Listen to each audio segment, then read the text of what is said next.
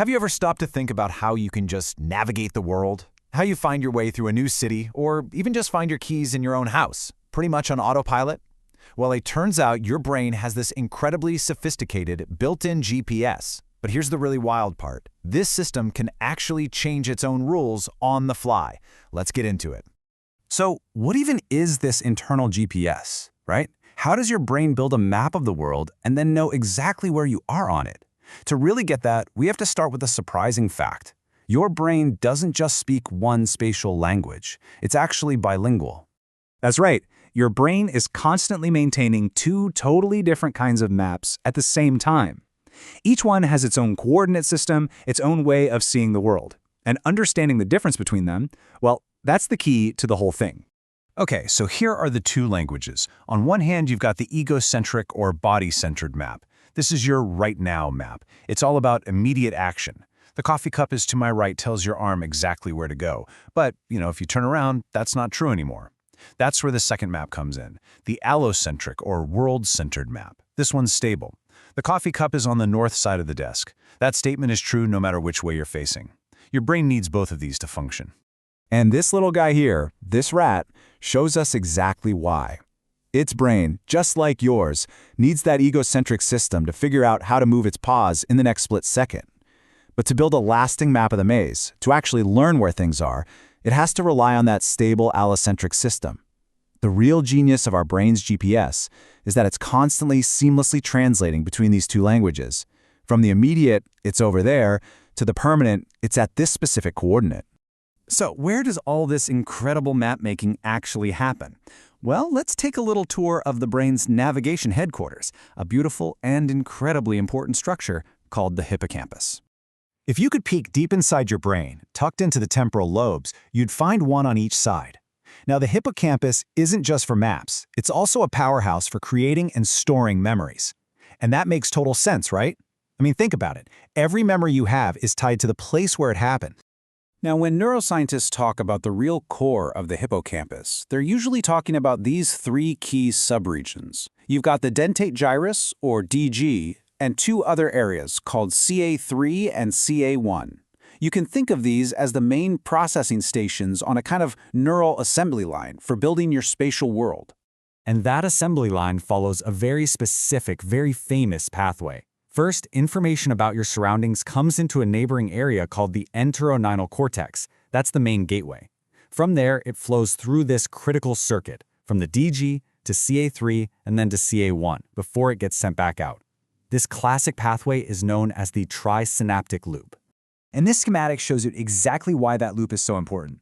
See how the what pathway, info about objects, and the where pathway, info about location, both feed into that entorhinal cortex gateway?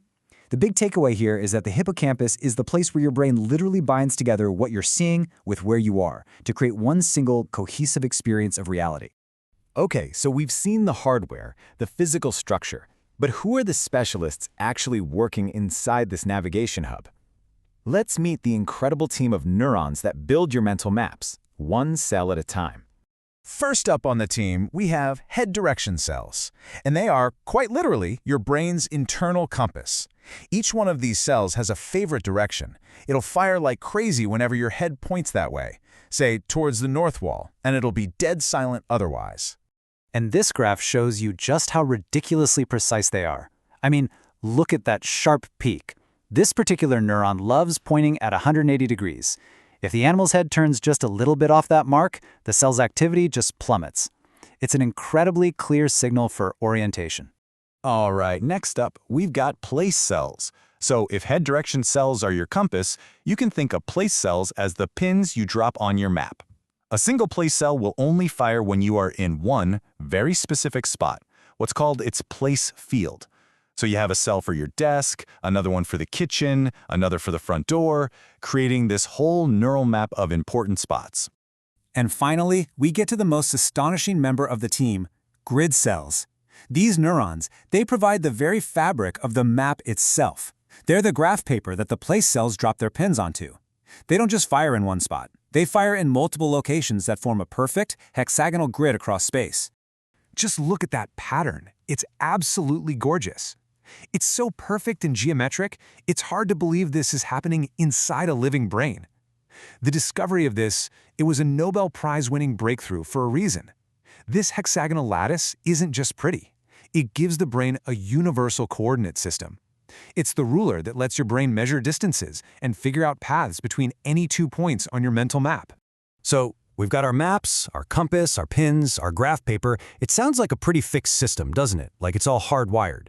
Well, this is where the story takes a really mind-bending turn. It turns out your brain can reach in and change the fundamental operating rules of these very circuits in real time. Let's see how. To get this, we need to understand that neurons have two main ways of talking to each other. Most of what we learn about is fast signaling. It's direct, point to point. It's like flipping a light switch. Instant on, instant off. But there's this other, slower system called neuromodulation. This is much less like a light switch and a lot more like changing the thermostat for the whole room. It doesn't send a quick message. It changes the overall state, the mood of the entire circuit. And that brings us to this really powerful quote from the research. Neuromodulators don't just nudge neurons a little bit. They can fundamentally alter the functional anatomy of the brain. In other words, they can change which connections matter, how information flows. They are literally rewiring the system on the fly to fit what's happening right now. So how does this rewiring actually work? Well, it's a tiny molecular change that has huge consequences. A neuromodulator like dopamine latches onto a receptor, and that kicks off this chemical chain reaction inside the cell. The end result is that an enzyme sticks a little phosphate tag onto an ion channel. Think of it like putting a priority sticker on an email. That simple tag changes how that channel behaves, which in turn alters the neuron's fundamental properties for seconds or even minutes at a time. Okay, let's look at a really concrete example of this rule changing in action. We're going to zoom in on the prefrontal cortex, your brain's executive control center, and see the role that the famous neuromodulator dopamine plays. What the research shows is that dopamine can put your prefrontal cortex into two totally different operating modes, depending on which type of receptor it hits. When it activates D1 receptors, it puts you in a stable state. This is perfect for holding information in your mind, for focusing intensely on one goal and ignoring distractions.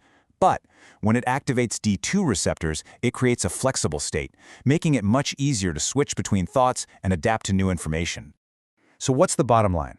Dopamine is way more than just a reward chemical. It's a master switch for your cognitive state. It can tune your brain to be a laser-focused workhorse when you need to execute a plan, or it can shift you into a flexible, creative explorer when you need to brainstorm new ideas. It all depends on what the moment calls for. And as you can see from this diagram, these neuromodulatory systems are perfectly designed for this job. They start in these tiny little clusters of cells deep in the brainstem, but they send their connections out to broadcast signals across almost the entire brain. They really are the global thermostats, setting the operating state for everything from how you navigate to what you pay attention to. Which brings us to a final thought. We've seen that the brain isn't some static computer running on fixed hardware. It's a dynamic, living system that is constantly reshaping its own functional connections from one moment to the next. So the question to leave you with is this. As you're sitting here processing all of this, what rules is your brain playing by right now?